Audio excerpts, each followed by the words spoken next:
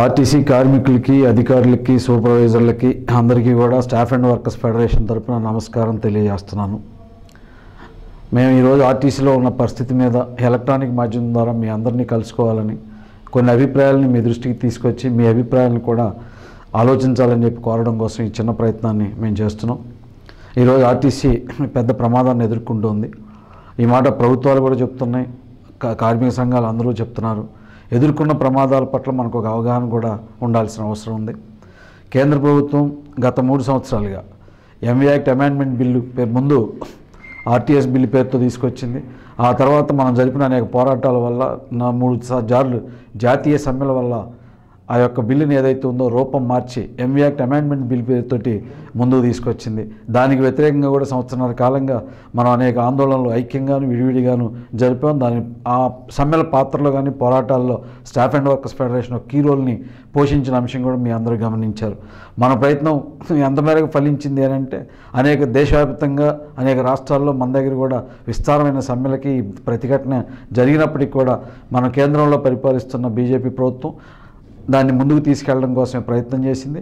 దానికి సహకరించే పద్ధతిని ఇక్కడ రాష్ట్ర ప్రభుత్వం కానీ అదే రకంగా మన పొరుగునున్న రాష్ట్రాల్లో ఉన్న ఇది కూడా తీసుకున్నారు.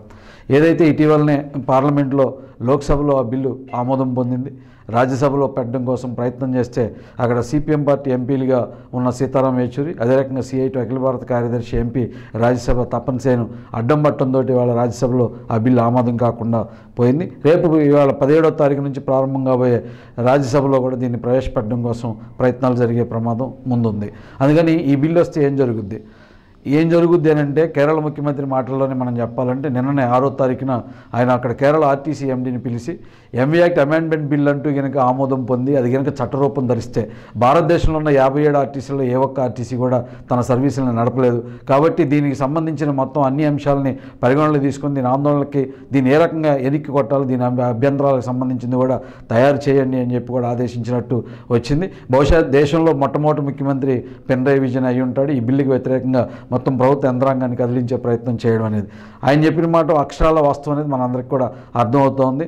రేపొద్దున ఆర్టీసీలు అన్నీ కూడా ఈ బిల్లు కనుక చట్టరూపం దాలిస్తే ప్రైవేట్ యజమానులతో పోటీగా ఉండాల్సిన అవసరం ఉంది. ఇప్పటివరకు రాజ్యాంగంలో ఏదైతే ఆర్టీసీ పరిరక్షణ కోసం రాజ్యాంగ సవరణ ద్వారా 9వ షెడ్యూల్లో చేర్చారో అది రద్దయిపోతుంది. అందుకని ఇంకా గుత్తాధిపత్యం, రోడ్ల మీద గుత్తాధిపత్యం అనేది వెళ్ళిపోతుంది. ప్రజా రవాణా పేరుతోటి మొత్తం అనేక రకాల రవాణా అన్నింటిని కూడా సాధన చిన్న కారు దగ్గర నుంచి మోటార్ సైకిల్ దగ్గర నుంచి పెద్ద వాహనాల వరకు అన్నింటినీ కూడా రోడ్డు మీదకి పట్టుకొచ్చి ఇవన్నీ ప్రజల సౌకర్యార్థం మేము తీసుకొస్తున్నాం అని చెప్పేదానికి కేంద్ర ప్రభుత్వం ప్రయత్నం చేస్తుంది. అందుకని ఈ బిల్లు రాకుండా అడ్డుకోవాలి. దురదృష్టవశాత్తు మన రాష్ట్ర ప్రభుత్వం ఆర్టీఎస్ బిల్లుగా ఉన్నప్పుడు అంటే రోడ్ ట్రాన్స్పోర్ట్ సేఫ్టీ బిల్లుగా ఉన్నప్పుడు ఆ బిల్లును వ్యతిరేకించింది మన తెలంగాణ రాష్ట్ర ప్రభుత్వం. కానీ క్రమంగా ఏదైతే కేంద్ర ప్రభుత్వం తన రూపాన్ని మార్చుకొని ఆ బిల్లు రూపాన్ని మారుస్తూ ముందుకు పట్టుకెళ్ళడం కోసం ప్రయత్నం చేసిందో ఆ అన్ని సందర్భాల్లో కూడా ఈ ప్రభుత్వం క్రమంగా తన వైఖరిని కూడా మార్చుకొని చివరికి ఆర్టీఎస్ బిల్లు బదులు ఎంవీ యాక్ట్ అమెండ్మెంట్ బిల్లు వస్తే ఆ బిల్లుని ఆమోదించడం కోసం ప్రయత్నం చేసింది. గ్రూప్ ఆఫ్ మినిస్టర్స్లో కూడా మన తెలంగాణ రాష్ట్ర రవాణా మంత్రి కూడా భాగస్వామిగా ఉన్నాడు. అనేక సంస్కరణలకి మార్గం ఏర్పాటు చేశారు. ఎంత దుర్మార్గంగా ఈ కేంద్ర ప్రభుత్వం వ్యవహరించిందని అంటే ఏదైతే గ్రూప్ ఆఫ్ మినిస్టర్స్ చేసిన అనేక రికమెండేషన్స్ని కనీసం పరిశీలనలోకి కూడా తీసుకుండా ఏకపక్షంగా ఆ బిల్లులో సవరణలన్నింటిని కూడా కేంద్ర ప్రభుత్వం పార్లమెంట్ ముందు పెట్టింది. ఇక్కడ కూడా తన యొక్క దొడ్డిదారిని ఎంచుకుంది. ఏవైతే బిల్లులో మార్పులు చేశారు, సవరణ బిల్లు ఎంవీ యాక్ట్ అమెండ్మెంట్ బిల్లులో 229 సెక్షన్స్ని సవరణ చేస్తుండతో పాటుగా ఇంకొక 62 సెక్షన్స్ని సవరణ చేస్తూ బిల్లును పార్లమెంట్లో ప్రవేశపెట్టిన పరిస్థితి ఉంది. ఈరోజు ఆ బిల్లు కనుక రేపు ఆమోదం పొంది వస్తే మొత్తంగా ఆర్టీసీలన్నీ కూడా కుప్పైపోతాయి. ఆర్టీసీలు పోతే మీకేంటి అని అంటే ఉన్న ఉద్యోగాలకు ఏం ప్రమాదం రాదు కదా అనే చర్చ కూడా కొంతమంది చేస్తున్నారు. ఇది వాస్తవం కాదు. భారతదేశంలో ఉన్న 7 లక్షల మంది ఆర్టీసీల్లో పనిచేస్తున్న కార్మికుల భవిష్యత్తు గురించి కాదు మనం ఆలోచించాల్సింది. ఏదైతే ఇవాళ ప్రజా రవాణా ఉంది కాబట్టి ఇవాళ అనేక రాష్ట్రాల అభివృద్ధిలో ప్రత్యేకించి తెలుగు రాష్ట్రాల్లో అభివృద్ధి కానీ ఇతర సదరన్ రాష్ట్రాల అభివృద్ధి కానీ పరిశీలించినప్పుడు ఏదైతే ప్రజా రవాణాగా ఆర్టీసీల యొక్క పాత్ర అమోఘమైన పాత్ర అనేది అనేక స్టడీలు రిపోర్ట్లు తెలియజేశాయి. ఇవాళ తక్కువ ఖర్చుతోటి ప్రజలు ప్రయాణం చేయగలుగుతున్నారంటే ఇవాళ పేద విద్యార్థి కూడా 40 కిలోమీటర్లు 60 కిలోమీటర్ల దూరంలో ఉన్న కాలేజీకి వెళ్ళి విద్యను అభ్యసించగలుగుతున్నాడంటే అది ప్రజారవాణా సంస్థ ఆర్టీసీ ఉండటం వల్ల సాధ్యమైంది తప్ప లేకపోతే సాధ్యం కాదనేది. అదే రకంగా ఇవాళ గ్రామీణ ప్రాంతం నుంచి రైతుల ఉత్పత్తులను కూడా మన బస్సుల్లో తీసుకురావడం ద్వారా వాళ్ళ జీవనోపాధికి కూడా ఉపయోగపడుతున్న పరిస్థితి ఉంది. ఆడపిల్లలు అయితే చదువు ఇంటర్మీడియట్ వరకు ఎస్ఎస్సి వరకు కూడా వాళ్ళకి ఫ్రీ ఎడ్యుకేషన్గా ఫ్రీగా మనం బస్సుల్లో తీసుకొచ్చేది. ఇలాగ అనేక సౌకర్యాలు ఈరోజు పొందడం ద్వారా ఏదైతే ఆర్థికంగా వాళ్ళకున్న ఇబ్బందులు ఉన్నాయో వాటి నుంచి బయటపడి విద్యను అభ్యసించడానికి కానీ వ్యాపార అభివృద్ధికి కానీ వీటన్నిటి కూడా కీలకమైన పాత్ర ఇవాళ ఆర్టీసీ పోషిస్తుంది, ఆర్టీసీ బస్సులు పోషిస్తున్నాయి. ఈ సందర్భంలో అటు కేంద్ర ప్రభుత్వం కానీ రాష్ట్ర ప్రభుత్వం కానీ ఆర్టీసీలను అభివృద్ధి చేయడం కోసం చేయాల్సిన ప్రయత్నం మానేసి ఈ ఆర్టీసీలను అన్నింటిని కూడా ధ్వంసం చేయడం కోసం కేంద్రం పథకరచన చేస్తుంటే దానికి తానా తందానంటూ ఇక్కడ రాష్ట్ర ప్రభుత్వం కూడా పలుకుతోంది. మనం 3 సంవత్సరాల అనుభవం కనుక పరిశీలిస్తే 2014లో తెలంగాణ రాష్ట్ర సమితి ప్రభుత్వం అధికారంలోకి వచ్చే రోజు తెలంగాణలో ఉన్న ఆర్టీసీ కార్మికులందరూ చాలా సంతోషించారు. ఆ పోరాటం అంతకుముందు జరిగిన అనేక పోరాటాల్లో భాగస్వాములు అయ్యారు. మనం పోరాటంలో భాగస్వామి, మనందరం కలిసి దెబ్బలాడిన మనిషి ఈ రోజున రాష్ట్ర ముఖ్యమంత్రిగా వస్తాడు కాబట్టి మన ఆర్టీసీ అభివృద్ధి చెందుద్ది అనేది అనేక రకాలుగా మన వాళ్ళు భావించారు. ఎన్ని భారాలు వచ్చినా మనం మోయాల్సిందే అనే వైఖరిని కూడా తీసుకొని ఆ రకమైన పద్ధతిలో చేశారు. జరిగిందేంటి? ఈ 3 సంవత్సరాల కాలంలో ఒక్క ఆర్టీసీ బస్సు విస్తరణ జరగలేదు, ఒక కొత్త రూట్లోకి మన బస్సు వెళ్ళలేదు, ఒక కొత్త గ్రామానికి మన బస్సు వెళ్ళలేదు, ఒక కొత్తగా మన ఫ్లీట్ వచ్చి మన బస్సుల్లో చేరలేదు.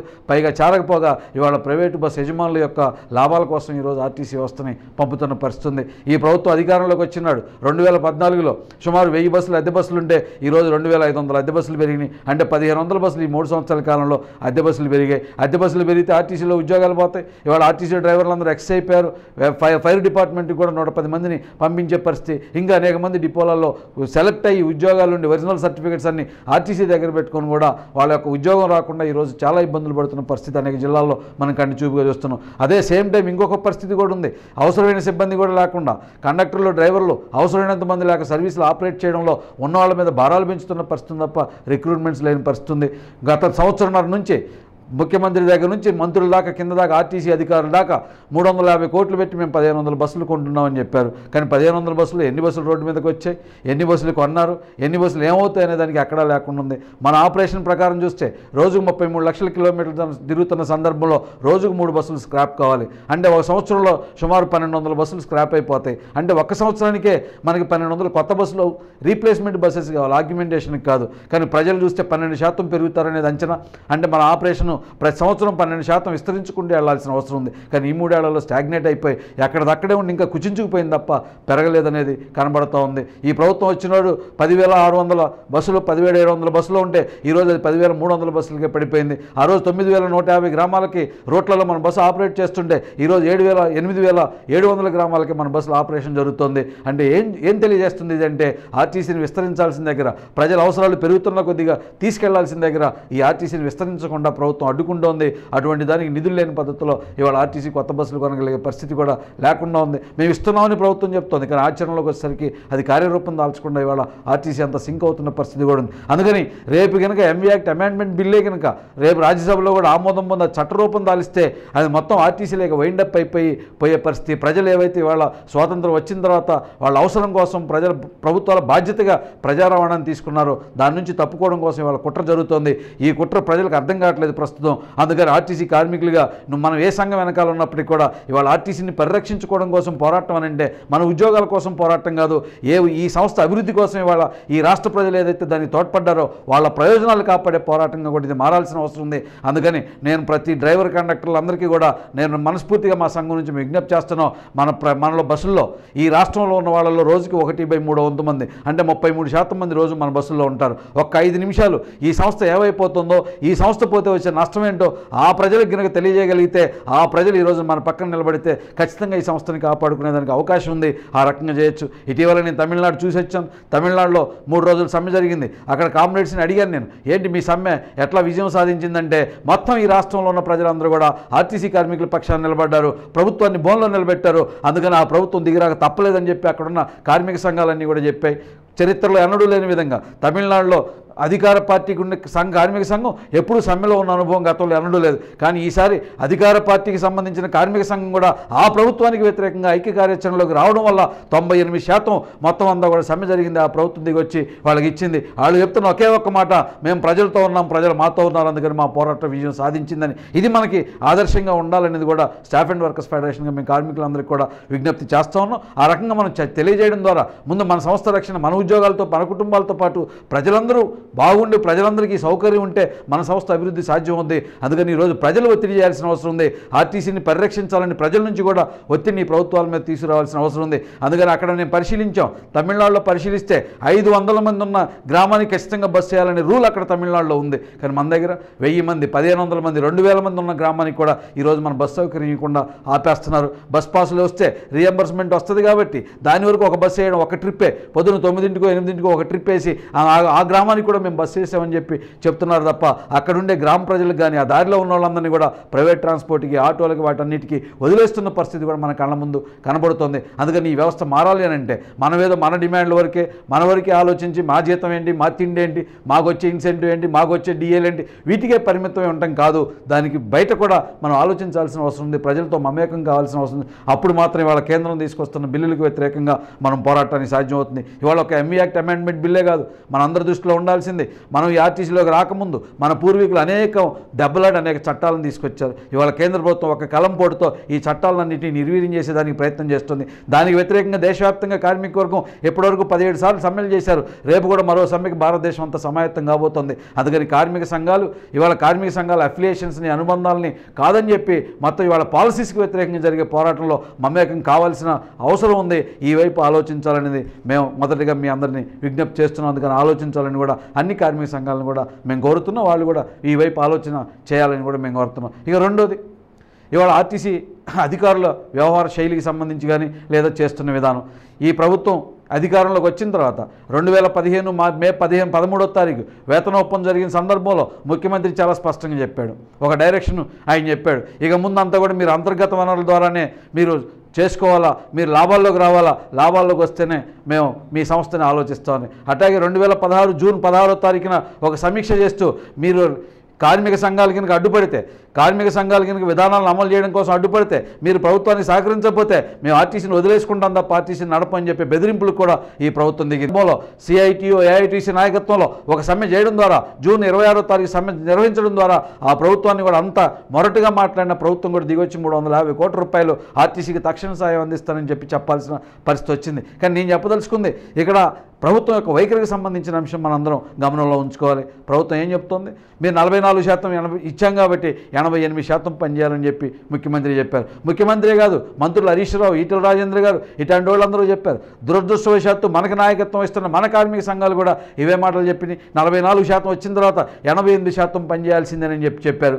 ఈ 3 సంవత్సరాల అనుభవం చూస్తే ఏముంది మనకి? ఈ 3 సంవత్సరాల్లో కార్మికుల పరిస్థితి ఏమైందంటే చెరుకు రసం బండిలో పిప్పిని తిప్పంగా రసం రాకుండా అయిపోయే పరిస్థితికి ఈరోజు కార్మికుల స్థితి చేరింది. ఎన్ని డ్యూటీలు మార్చారు, విపరీతంగా డ్యూటీలు మార్చారు. ఒక పక్కన high court division bench, single bench, division bench తీర్పిచ్చింది. డ్రైవర్ ఇష్టపడ్డా తాను చేస్తానని చెప్పినా డ్రైవర్కి టిమ్మిచ్చి నడపడం నేరం, ఈ పని చేయకూడదు అని చెప్పి తీర్పిస్తే ఆ తీర్పును అమలు చేయమని చెప్పి డిమాండ్ చేయగలిగే స్థితిలో ఇవాళ కార్మిక సంఘాలు ఆర్టీసీలో లేని దుస్థితిని మనం ఎదుర్కొన్నాం. డివిజన్ బెంచ్ తీర్పిచ్చింది, దాన్ని అమలు చేయమని చెప్పి అడగాల. అదే ఒక కార్మికుడికి కనుక ఉద్యోగంలో తీసేయండానో లేకపోతే ఇంకోటనో వస్తే 5 నిమిషాల్లో ఉద్యోగం తీసేసే ఈ ఆర్టీసీ యాజమాన్యం ఒక డివిజన్ బెంచ్ తీర్పిస్తే ఆ తీర్పును అమలు చేయడం కోసం ప్రయత్నం చేయలేదు. ప్రయత్నం చేయకపోక కార్మిక సంఘాలు కూడా దాన్ని డిమాండ్ చేసే పరిస్థితి లేదు. అందుకని ఏమవుతుంది, ఇవాళ మొత్తం ఎక్స్ప్రెస్ సర్వీసులు అన్ని లాంగ్ డిస్టెన్స్ అంతా కూడా డ్రైవర్లతోటి టీమ్స్ పెట్టి నడపడం అనేది రెండో కొత్త వ్యవస్థను తీసుకొచ్చారు. కార్మిక సంఘాలు చాలా ఆర్భాటంగా చెప్పాయి. ఏది 2015 వేతన ఒప్పందం సందర్భంలో కాంట్రాక్ట్ వ్యవస్థ రద్దు అయిపోయిందని చెప్పారు. ఇంతవరకు ఆర్టీసీలో ఒక్క రిక్రూట్మెంట్ కూడా జరగలేదు కండక్టర్ డ్రైవర్లు. కాబట్టి కాంట్రాక్ట్ పద్ధతిలో రిక్రూట్ అవుతారా, రెగ్యులర్ పద్ధతిలో రిక్రూట్ అవుతారా అనేదానికి ఇంక అక్కడ కూడా శాంటిటీ లేకుండా ఉంది. కానీ ఒక్క పోస్ట్ కూడా రిక్రూట్మెంట్ జరగట్లేదు. ఇది పోతున్న పరిస్థితి ఉంది. అందుకని ఇది మనం ఆలోచించాల్సింది. అందుకని ఇవాళ ప్రభుత్వం ఏదైతే మన ఆర్టీసీ విస్తరణకు సంబంధించో, కార్మికుల సమస్యలకు సంబంధించో రెండోది కూడా కేటగిరీని పట్టుకొచ్చింది, driver cum conductor. Driver cum conductor అంటే తను అవసరమైనప్పుడు కండక్టర్ పని చేయాలా, డ్రైవర్ పని అవసరమైనప్పుడు డ్రైవర్ పని చేయాలా. అంటే ఒకటే ఇక కేటగరేషన్ అంటూ డ్రైవర్ అంటూ రిక్రూట్మెంట్ ఉండదు, కండక్టర్ అంటూ రిక్రూట్మెంట్ ఉండదు. రేపొద్దు రిక్రూట్మెంట్ రెగ్యులేషన్స్లో మార్పులు చేసి అట్లాంటి కొత్త కేటర్ని సృష్టించడం కోసం ప్రయత్నం కూడా జరుగుతుంది. బేసిక్గా ఇప్పుడు చట్టం మార్చకుండానే, రెగ్యులేషన్స్ మార్చకుండానే అట్లాంటి వ్యవస్థని ఇవాళ ఆర్టీసీలో పట్టుకొచ్చింది. బలవంతంగా అనేక మందిని డ్రైవర్ కమ్ కండక్టర్ని మీరు చేస్తారో లేదని చెప్పి ఒత్తిడి చేసింది. కొంతమంది ట్రాన్స్ఫర్లు పెట్టుకుంటే ఆ ట్రాన్స్ఫర్ ఇవ్వాలి అని అంటే నువ్వు డ్రైవర్ కమ్ కండక్టర్ పని చేస్తాను, నువ్వు రాసిస్తే నీకు ట్రాన్స్ఫర్ ఇస్తానని చెప్పి ఆర్టీసీలో ఉన్న పై అధికారుల దగ్గర నుంచి కింది వరకు కూడా ఒత్తిడి చేసి ఆ రకంగా కొత్త వ్యవస్థను సృష్టించే దానికోసం ప్రయత్నం చేస్తున్నారు. ఆ రకంగా డ్రైవర్ ఈ రోజున నరకం అనుభవిస్తున్న పరిస్థితి ఉంది. ఈరోజు మొత్తం అంతా కూడా తన నెత్తన వేస్తున్నారు. ఎక్కడ కూడా సెకండ్ డ్రైవర్ ఎక్కడ పడుకున్న పాపని మనకు ఉండదు, కానీ సెకండ్ డ్రైవర్ని ఇస్తున్నాం అనే పేరుతోటి ఇవాళ పని భారాలు పెంచుతున్నారు. లాంగ్ డిస్టెన్స్ మొత్తం ఇంతకుముందు కనుక హైదరాబాద్ నుంచి ఒక చెన్నై పోయిస్తే 4 రోజుల డ్యూటీ ఉందనుకుంటే ఉదాహరణకి ఈరోజు దాన్ని 2 రోజుల డ్యూటీ 3 రోజుల డ్యూటీకి ఎట్ట తగ్గించాలని చెప్పే ప్రయత్నం చేస్తున్నారు. ఇది క్రమం గత 2 సంవత్సరాలుగా మరింత వేగంగా జరుగుతుంది. దీనికి కారణం కూడా ఏంటి? స్టాఫ్ అండ్ వర్కర్స్ ఫెడరేషన్గా మేము అగ్రిమెంట్ జరిగిన తెల్లారి ఒక మాట చెప్పాం. ఏదైతే కార్మిక సంఘాలు ఇవాళ వేతన ఒప్పందం యొక్క భారాన్ని కార్మికుల నుంచే మేము రికవరీ చేసుకునే పద్ధతిలో మేము చేస్తాం, ప్రొడక్టివిటీని పెంచడం ద్వారా తీసుకుంటామనంటే ఆ రోజున కార్మిక సంఘాలు అంగీకరించి ఒప్పందం చేశాయి. దీని ఫలితం ఇప్పుడు కనపడదు, రేపొద్దున చాలా దుర్మార్గమైన ఎఫెక్ట్ రాబోతోంది.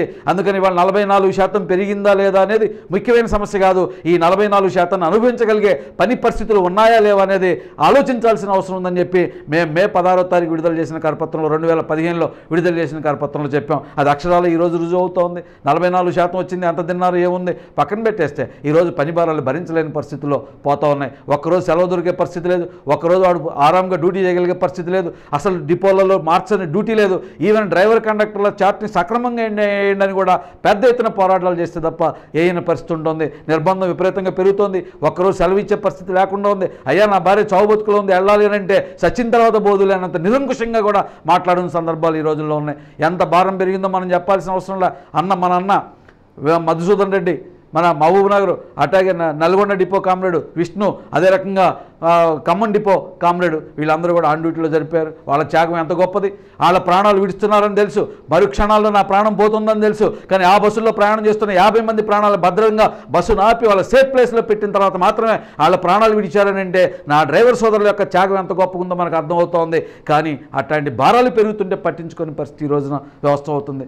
ఎక్కడ దాకా ఈ ఒత్తిడి వెళ్తోంది, ఎక్కడ దాకా వెళ్తుందంటే నిన్నగాక మన నారాయణఖేడ్ డిపోలో ఒక డిఎం ఆత్మహత్య చేసుకున్నాడు. అందరూ ఆయనకేదో ఇతర కారణాలు ఉన్నాయనే పేరుతో అంతా చర్చ చేశారు, కానీ వాస్తవం అది కాదు. ఈరోజు యాజమాన్యం పెంచుతున్న భారం, నిన్నటి వరకు ఆయన మెయింటెనెన్స్ విభాగంలో పనిచేసి వచ్చాడు, సర్వీస్ మొత్తం కూడా ఇప్పుడు ట్రాఫిక్లోకి వచ్చిన తర్వాత పైనుంచి యాజమాన్యం ఏదైతే ఒత్తిడి చేస్తుందో, కింద మీరు పని భారాలు పెంపుదలకు సంబంధించింది ఏదైతే చేస్తుందో దాన్ని అమలు చేయడం కోసం ఒత్తిడి చేస్తూ ఉంటే నేను దాన్ని చేయలేను, ఆ రకంగా నేను భారాన్ని వాళ్ళ మీద మోయలేనని చెప్పి ఆ డిపోలో ఉన్న అసిస్టెంట్ మేనేజర్ ట్రాఫిక్కి సెల్ ఫోన్ అప్పచెప్పి అయ్యా పయ్యోళ్ళు అడుగుతుంటే నేను జవాబు చెప్పలేకపోతున్నాను, ఆ జవాబు లేదు మీరో చెప్పండి అని చెప్పి పురుగు మందు దాగి ఆత్మహత్య చేసుకుంటూ, ఇంతకంటే ఘోరమైన పని పరిస్థితుల గురించి చెప్పాలంటే ఇంతకంటే ఇంకేం అవసరం లేదనేది మేము భావిస్తున్నాం. అంటే వాళ్ళ అధికారుల మీద కూడా వేధింపు. నాకు నిన్ననే తెలిసిన అంశం ఇంకోటి కూడా ఉంది. ఈరోజు డివిజనల్ మేనేజర్లు ఏదైతే ఉన్నారో, ఈ వ్యవస్థ మారిన తర్వాత డివిజనల్ మేనేజర్లు ఎవరైతే ఉన్నారో ట్రాఫిక్కి సంబంధించి ఒక డివిజనల్ మేనేజర్కి, మెకానిక్కి సంబంధించి ఇంకో డివిజనల్ మేనేజర్కి రేపు వాళ్ళ పర్ఫార్మెన్స్ సంబంధించి కూడా ఛార్జ్షీట్లు ఇవ్వాలనేది నిర్ణయించినట్టు ఛార్జ్షీట్లు కూడా తయారవుతున్నట్టు అర్థమవుతుంది. మనలో కొద్దిమందికి ఆనందంగా కూడా అనిపించవచ్చు, అబ్బా అధికారులకు కూడా యాజమాన్యం ఛార్జ్షీట్లు ఇస్తుందా అని. దీని ఫలితం ఎవరి మీద పడుతుంది? అధికారికి ఛార్జ్షీట్ ఇస్తే ఎందుకు ఇస్తున్నారు ఛార్జ్షీట్? నువ్వు మిస్మేనేజ్మెంట్ చేస్తున్నావు, కిందోని సక్రమంగా చేయలేకపోతున్నావు, వాడి పని భారాన్ని పెంచలేకపోతున్నావు, బస్సు ప్రొడక్టివిటీని పెంచలేకపోతున్నావు, కాబట్టి నువ్వు పనికి మాలోని దీనికి జవాబు చెప్పని చెప్పి ఒక అధికారిని ఇస్తున్నారంటే దాని ప్రభావం వెంటనే డిపో మేనేజర్ మీద ఉంటుంది. ఆ డిపో మేనేజర్ వచ్చి మళ్ళీ కార్మికుల మీద పట్టడం తప్ప మరొకటి కాదు. అందుకని ఇది జరుగుతున్నప్పుడు మనం ఈ పని భారాలకు వ్యతిరేకంగా ప్రతిఘటన ఏ మోతాదులో ఉందనేది వాళ్ళు మనం ఆలోచించుకోవాల్సిన అవసరం ఉంది. రెండోది ఇక్కడ ఇంకొక విషయం కూడా మనం మీ అందరికీ నేను చెప్పదలుచుకుంది. నిన్ననే స్టాఫ్ అండ్ వర్కర్స్ ఫెడరేషన్ పిలుపు మేరకి జూలై 7వ తారీఖున రాష్ట్ర వ్యాప్తంగా మేమున్న అన్ని డిపోల్లో అన్ని యూనిట్లలో కూడా ధర్నాలు పిలిపించాం. ఎందుకు పిలిపించాం? ఈ కరపత్రం కూడా వేసాం. దీంట్లో 2 అంశాలు చెప్పాం. ఒకటి యాజమాన్యం చేస్తున్న చర్యల గురించి చెప్పాం. రెండోది ఇప్పటివరకు మేము చేయని పద్ధతిలో ఇవాళ ఒక గుర్తింపు సంఘం గురించి కూడా కొన్ని వ్యాఖ్యల్ని కొన్ని ఘటనల్ని చెప్పాల్సి వచ్చింది. ఎందుకు? దీని నేపథ్యం ఏంటి? ఆర్టీసీ యాజమాన్యం పైనుంచి కింది వరకు ఈడీఓ దగ్గర నుంచి కింద ఉన్న డిపో మేనేజరు టీఐల వరకు కూడా వాళ్ళు ఒక ఎస్ఎంఎస్ని వాట్సాప్ గ్రూపుల్లో పంపించారు. దాని సారాంశం ఏంటి? దాని సారాంశం ఏంటంటే ఏదైతే వాళ్ళ పని భారాల పెంపుదలకు సంబంధించి క్రూ ప్రొడక్టివిటీని పెంచడానికి సంబంధించి కొన్ని నిర్ణయాలను యాజమాన్యం చేసిందో వీటిని గుర్తింపు సంఘం రాష్ట్ర ప్రధాన కార్యదర్శితో మాట్లాడాం. ఆయన అంగీకరించారు. అయితే జూలై 10వ తారీఖు వరకు ఆగి ఆ తర్వాత మీరు అమలు చేసుకోండి అని చెప్పారు. కాబట్టి ఇప్పుడు మీరు ఎవరైనా కింద లోకల్లో మీరు డిపో మేనేజర్లు ఎవరైనా గుర్తింపు సంఘ నాయకులతో మాట్లాడకపోతే ఈ రోజు నుంచైనా ఈ 10 రోజుల కాలంలో మాట్లాడి కావాల్సిన ఏర్పాట్లన్నీ చేయండి, చేసి ఆ రకంగా పని భారాలు పెంచండి అని చెప్పి ఒక ఎస్ఎంఎస్ని వాట్సాప్ గ్రూపుల్లో పంపించారు. దీని ఫలితం ఏమవుతుంది? మొత్తం రాష్ట్రంలో ఉన్న అన్ని డిపోల్లో దరిదాపు అన్ని డిపోల్లో కూడా సర్వీసులన్నింటినీ కూడా 70% సర్వీసుల్ని మాడిఫై చేయడం కోసం ప్రయత్నం చేస్తున్నారు. నేను ఇది అవునా కాదా, రేపొద్దున ఎక్కడైనా చర్చ వస్తే ఏముంటుంది అనే దానికి కూడా నేను ఒక డిపో మేనేజర్, ఇద్దరు డిపో మేనేజర్లు, ఒక డివిజనల్ మేనేజర్తో కూడా ఈ విషయం మీద ప్రస్తావించినప్పుడు ఒక డిపో మేనేజర్ చాలా సింపుల్గా చెప్పాడు, ఏమంటే మా పై యాజమాన్యం చాలా మంచి పని చేసింది. ఎందుకంటే ఇంతకుముందు ఏదైనా డిపోలో ఒక సర్వీస్ మార్చాల్సి వస్తే ఆ డిపోలో ఉన్న గుర్తింపు సంఘంతో మాట్లాడి అతను ఒప్పించి చేయాల్సిన పరిస్థితి ఉండేది. ఇప్పుడు సింపుల్ అయిపోయింది నా పని. నేను మార్చేసిన నోటీస్ బోర్డు వేసేస్తే ఇది చేయడానికి వీలు లేదని గుర్తింపు సంఘ నాయకుడు నా దగ్గరికి వస్తే సింపుల్గా నేను ఎస్ఎంఎస్ చూపెడుతున్నాను, ఇగోండి పోయి మీ పై నాయకుడిని అడగండి, మీ జనరల్ సెక్రటరీ అంగీకరించిందంట, కాబట్టి పోయి ఆయన అడుక్కొని మేము చేయగలిగింది ఏదైనా చెప్పడం కోసం మాకు అవకాశం వచ్చింది, అందుకని ఇది మంచిది పరిణామం అని చెప్పి ఒక డిపో మేనేజర్ అన్నాడు. ఇది ఎందుకు మేము అడిగామంటే ఆథరైజేషన్ కోసం అడిగాం. నిజంగానే పైనుంచి వచ్చిందా, ఇది ఎవరన్నా ఫ్లోట్ చేశారా, దొంగ ఎస్ఎంఎస్ ఏమన్నా అట్లాంటిది వైరల్గా చేసి పంపించారని టెస్ట్ చేయడం కోసం అడిగితే ఒక డిపో మేనేజర్, ఒక డివిజనల్ మేనేజర్ ఇద్దరు కూడా మాట్లాడిన దాని సారాంశం. ఇంకొక జిల్లాలో ఒక వార్త వచ్చింది, దీని మీదనే అక్కడ లోకల్ ఎడిషన్లో ఈనాడు పత్రికలో ఒక ఎడిషన్లో ఒక వార్త వచ్చింది. ఆ వార్త వస్తే ఆ వార్తకి సంబంధించిన ఒక వ్యాఖ్యను కూడా అక్కడ రిపోర్టర్ రాశారు. ఆ జిల్లా ఆర్ఎం చెప్పాడు, లేదు లేదు మేమేమి పని భారాలు పెంచట్లేదు, కానీ ఏదైతే అంతర్గత సామర్థ్యాన్ని పెంచుకోవడం కోసం ప్రయత్నం చేస్తున్నాం, గతం నుంచి ఆ ప్రయత్నం చేస్తున్నాం, ఇప్పుడు కూడా ఆ ప్రయత్నాన్ని మరింత వేగవంతం చేస్తున్నాం. నేను అడగదలుచుకున్న ఆ రీజనల్ మేనేజర్ని, నేను అడగదలుచుకున్న మిమ్మల్ని అందరినీ కూడా అంతర్గత సామర్థ్యం పెంచుకోవడం అంటే అర్థం ఏంటి? అంతర్గత సామర్థ్యం పెరగాలంటే ఏం పెరుగుద్ది అంటే బస్సులు కిలోమీటర్లు పెరగాల, టైర్ లైఫ్ పెరగాల, లేదంటే ఆయిల్ పెరగాల, లేదంటే ఇవన్నీ ఖర్చు తగ్గించాలా అంటే ఏంటి అంతర్గత సామర్థ్యం అంటే? కార్మికుల సంఖ్యను కుదించుకోవడం లేదా తక్కువ మంది కార్మికులు ఎక్కువ ప్రొడక్టివిటీని పట్టురావడం తప్ప ఇంకోటి కాదు. అంటే అల్టిమేట్గా దాని అర్థం ఏంటంటే భారాలు పెంపుదల తప్ప మరొకటి కాదు. అందుకని నిన్న మేము పిలిపించిన దాంట్లో గుర్తింపు సంఘాన్ని సూటిగా ఓ ప్రశ్న అడిగాం. ఇప్పుడు కూడా ఈ వేదిక ద్వారా కూడా నేను మీ అందరినీ గుర్తింపు సంఘానికి ఒక ప్రశ్న ఇస్తున్నాం. యాజమాన్యం చేస్తున్న ప్రచారం ఏదైతే ఉందో అది నిజమా అబద్ధమో తేల్చి చెప్పండి. నిజంగా మీ గుర్తింపు సంఘం ప్రధాన కార్యదర్శి యాజమాన్యంతో మీరు జూలై 10వ తారీఖు తర్వాత మొత్తం షెడ్యూల్ మార్చుకోండి అని చెప్పారా లేదా? కార్మికులకు జవాబు చెప్పండి అని చెప్పి మేము సూటిగా ప్రశ్నించదలుచుకున్నాం. లేకపోతే మీరు జవాబు చెప్పకపోతే, మీరు కనుక అంగీకరించకపోతే రండి ఈరోజు మొత్తం అందరం కలిసి దెబ్బలాడదాం. పని భారాలు భరించలేని స్థితిలో కార్మికులు పెరుగుతూ ఉంటే వాటికి వ్యతిరేకంగా గుర్తింపు సంఘం మాట్లాడకపోతే దీని అర్థం ఏంటి అంటే? ఏ నమ్మకంతో కార్మికులు మిమ్మల్ని గుర్తింపులోకి తీసుకొచ్చారనే దానికి కూడా మీరు జవాబు చెప్పాల్సిన బాధ్యత ఉంటుంది. కాబట్టి ఆ బాధ్యతగా వ్యవహరించమని అంటున్నాం. కార్మికుల అసంతృప్తి లేదా? కార్మికుల అసంతృప్తి ఉంది. అది ఏ దారి దొరికితే ఆ దారిలో పోవడానికి సిద్ధపడుతోంది. ఇది ప్రత్యక్ష అనుభవం. ఇంతకుముందు మంచిర్యాలలో ఒకసారి 3 రోజులు, ఒకసారి 2 రోజులు అక్కడ పెరిగిన పని భారాలకు వ్యతిరేకంగా సమ్మె జరిగింది. వాళ్ళ మీద ప్రిన్సిపల్ యాక్షన్ తీసుకోవడానికి సిద్ధపడ్డా కూడా అక్కడ కార్మికులు భయపడలేదు. అక్కడ ఆ సమ్మెని కోర్టు ద్వారా కూడా దాన్ని పరిష్కరించుకునే ప్రయత్నం చేశారు. అట్లాగే ఆరుమూరులో 3 రోజులు సమ్మె జరిగింది. అక్కడ ఎమ్మెల్యే జోక్యం చేసుకొని దశల వారీగా అమలు చేస్తారయ్యా అని అంటే అక్కడ సమ్మె ఆగిపోయింది. అక్కడ నాయకత్వం వహించింది కూడా గుర్తింపు సంఘం, అక్కడ కూడా సమ్మెకి నాయకత్వం వహించింది. ఒక ఎమ్మెల్యే చెప్పి బహిరంగంగా ఇది ఒకసారి కాదులే దశల వారీగా అమలు చేస్తారంటే ఆగిపోయింది. నిన్నగాక మొన్న రీసెంట్గా జూన్ నెలలో జరిగిన సమ్మె, జూన్ నెలలో మన ఇక్కడ జరిగింది, నల్గొండలో సమ్మె జరిగింది. దేనికి జరిగింది సమ్మె? నల్గొండ డిపోలో పని భారానికి వ్యతిరేకంగా సమ్మె జరిగింది. మొత్తం అంతా 2 రోజులు అయిపోయిన తర్వాత రాష్ట్ర జిల్లా వ్యాప్తంగా ఎక్స్టెండ్ చేయండి సమ్మె అంటే అకస్మాత్తుగా రాత్రికి రాత్రి సమ్మె జిల్లా అంతా ఎక్స్టెండ్ అయింది. దేనికోసం? నల్గొండలో పెరిగిన పని భారాన్ని తగ్గించమనే. ఆ డిమాండ్కి ఇంకా అదనంగా ఇంకే డిమాండ్ని చేర్చలే వాళ్ళు. జిల్లా మొత్తం మీద ఉన్న పని భారం తగ్గించాలని కూడా అడగలే. కానీ కార్మికులందరూ సమ్మె చేశారు.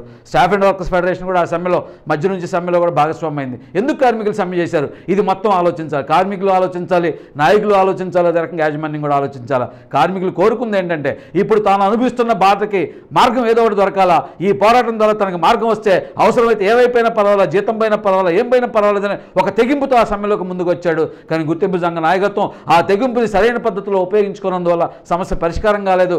ఏ కారణంతోనైతే సమ్మె చేశారో ఆ కారణం 15 రోజుల తర్వాత అమల్లోకి వచ్చింది. ఇక్కడ అమలైందా లేదా అనే దాని గురించి స్టాఫ్ అండ్ వర్కర్స్ ఫెడరేషన్గా మేము ఆలోచించట్లే. కానీ కార్మికుల్లో వచ్చిన తెగింపు ఏదైతే ఉందో ఇది రేపు మొత్తం అంతటా కూడా వస్తుంది. ఈ రోజు కనుక మీరు ఇవాళ ఏవైతే పని భారాల ప్రతిపాదనలన్నీ కనుక ఆచరణలోకి వస్తే, ఇవి ఆచరణలోకి వస్తే కార్మికుడు పనిచేయగలిగే పరిస్థితి లేదు. ఆత్మహత్యలు పెరుగుతాయి. ఇవాళ రైతులను చూసాం, ఇంకోటి చూసాం. ఆర్టీసీ కార్మికులు ఆత్మహత్యల వైపు కూడా ప్రయాణం జరిగే ప్రమాదాలు కూడా కనబడుతున్న స్థితి ఉంది. అందుకని ఇవాళ కార్మిక సంఘాలు జాగ్రత్త పడాలా. కార్మికులు కూడా వీటికి వ్యతిరేకంగా ఒత్తిడి చేయాలా. ఏం చేయాల్సిన అవసరం ఉంది? ఎందుకు భరించాలి? చట్టం లేదా ఈ దేశంలో 8 గంటల పని దినం అమలు చేయాలా? మనకి మేడే స్ఫూర్తిగా ఉంది, మేడేని జరుపుతున్నాం. కానీ ఇవాళ ఆర్టీసీలో 8 గంటల పని అమలు అవుతుందంటే 8 కాదు 16 గంటలు, 18 గంటలు దాంట్లో 20 గంటలు కూడా పనిచేస్తున్నారు. ఈరోజు కొత్తగా వజ్రా బస్సులు పెట్టారు. వజ్రా బస్సుల్లో వాడు మొత్తం రోజంతా పని చేపిస్తున్నారు, కానీ డే అవుట్ కింద ఇస్తున్నారు తప్ప కనీసం వాడికి రెస్ట్ ఆఫ్ డ్యూటీ ఇవ్వట్లేదు. ఆ బస్సులో ప్రయాణికులు కూడా ఎక్కట్లేదు. కారణం ఏంటో యాజమాన్యం చూడాలి. నేను ఒకరోజు ప్రయాణం చేశాను, సీట్లు ఎంత ఇరుగ్గా ఉన్నాయంటే కొద్దిగా లావున్న మనిషి కూర్చోడానికి అవకాశం లేదు. అట్లాగే పుష్ బ్యాక్ సీట్ ఎనికిపోయే పరిస్థితి లేదు. 50 కిలోమీటర్లు దాటితే బాడీ అంతా కూడా వైబ్రేట్ అయిపోతుంది. అందుకని ఒక్కసారి బస్సు ఎక్కినట్టు ఇంకెక్కడ కూడా ఆ వజ్ర బస్సు ఎక్కట్లేదు. మరి దీనికి సొల్యూషన్స్ యాజమాన్యం ఆలోచించాలా. యాప్ ఆధారిత బస్సు అంటున్నావు, యాప్లో బుక్ చేసుకోవాలని చెప్తున్నావు, కానీ ప్రైవేట్ కౌంటర్స్ని పెట్టి ఉప్పలెక్స్ రోడ్లోని ఇంకో చోట ప్రైవేట్ ఏజెంట్కి ఇచ్చి డబ్బులు వాడికి కట్టబెడుతున్నారు. అదే ఏజెంట్ దగ్గర 2 కండక్టర్లు పొద్దుంతా 24 గంటలు కూడా అక్కడ ఇతర బస్సులలో టికెట్లు కొట్టడం కోసం అక్కడ కండక్టర్లు ఉంటున్నారు, అన్ని బస్సులకు టికెట్లు కొడుతున్నారు. వాళ్ళతోటి ఆ సర్వీసుల్లో కూడా టికెట్ కొట్టించేదానికి అవకాశం ఉంది. ఆ రకంగా వాళ్ళ ప్రైవేట్ ఏజెంట్లకు ఏదైతే రోజుకు 10,000 రూపాయల పైన మీరు కట్టబెడుతున్నారో ఆ డబ్బులు ఆర్టీసీకి ఆదాయం వచ్చేదానికి అవకాశం ఉంది. అందుకని ఇట్లాంటివి అనేకం పట్టించుకోకుండా ఇవాళ కార్మికులు తగ్గించడం అనే దాని వైపే ప్రయాణం చేస్తున్నారు. ఒక్క కొత్త ఉద్యోగాన్ని కూడా ఈ 3 సంవత్సరాల కాలంలో ఇవ్వలే, ఒక కొత్త పోస్ట్ని కూడా క్రియేట్ చేయాలి, ఒక కొత్త కండక్టర్ని రిక్రూట్ చేయాలి, ఒక కొత్త డ్రైవర్ని రిక్రూట్ చేయాలి. మెకానికల్ సెక్షన్ మొత్తాన్ని కూడా ప్రైవేటైజ్ చేసేసారు. ఆ రకంగా మొత్తం అంతా ప్రైవేట్ కాంట్రాక్టర్ల రాజ్యం అయిపోయింది తప్ప ఎక్కడో కూడా వాళ్ళ ఆర్టీసీ కార్మికులు లేరు. గ్యారేజీలు ఇవాళ మొత్తం అంతా కుచించిపోయినాయి. ఒకప్పుడు 120, 130, 140 మంది ఉన్న గ్యారేజీలు ఈరోజు 30 మంది, 40 మంది, 50 మంది, 60 మందికి పడిపోయిన గ్యారేజీలుగా ఉన్నాయి. సీసెస్ ఎన్నికలప్పుడు మనందరం గమనించాం. ఇంతకుముందు గ్యారేజీకే సపరేట్ సీట్ ఉంటే దరిదాపు ఒక్క 12 డిపోలు తప్ప 282 కాన్స్టిట్యున్సీలు తెలంగాణ రాష్ట్రంలో సీసెస్ ఉంటే ఒక 12 కాన్స్టిట్యున్సీల్లో గ్యారేజ్ తప్ప మిగతా మొత్తం కూడా సింగిల్గా అయిపోయింటే అన్ని గ్యారేజీలు కూడా కుచించుకుపోయిన దానికి నిదర్శనంగా మనకు కనబడుతుంది. ఇవాళ మొత్తం డిపోలలో 42 రకాల కాంట్రాక్టర్లు ఉన్నారు. ఇవాళ బోర్డు వేసే దగ్గర నుంచి ఆయిల్ కొట్టేవాడి దగ్గర నుంచి ఊడ్చేవాడి దగ్గర నుంచి తుడిచేవాడి దగ్గర దీంట్లో ఎంత అవినీతి ఉందో కూడా అర్థం కాని పరిస్థితి. బస్సులు వాషింగ్ చేయరు, చేసినట్టు రికార్డులు పెట్టి డబ్బులు దబ్బుతున్నారు, సీట్లు పెట్టరు. ఇట్లాంటివి అనేక ఆరోపణలు వస్తున్నాయి. వాటి మీద ఎక్కడ యాజమాన్యం స్పందించట్లే. కానీ ఏ కండక్టర్ అన్నా 50 పైసలు తప్పు చేస్తే స్వయంగా ముఖ్యమంత్రి మాట్లాడాడు. అంత పెద్ద విజ్ఞత కలిగిన ముఖ్యమంత్రి గారు అట్లా మాట్లాడుతున్నారని మేము ఊహించలే.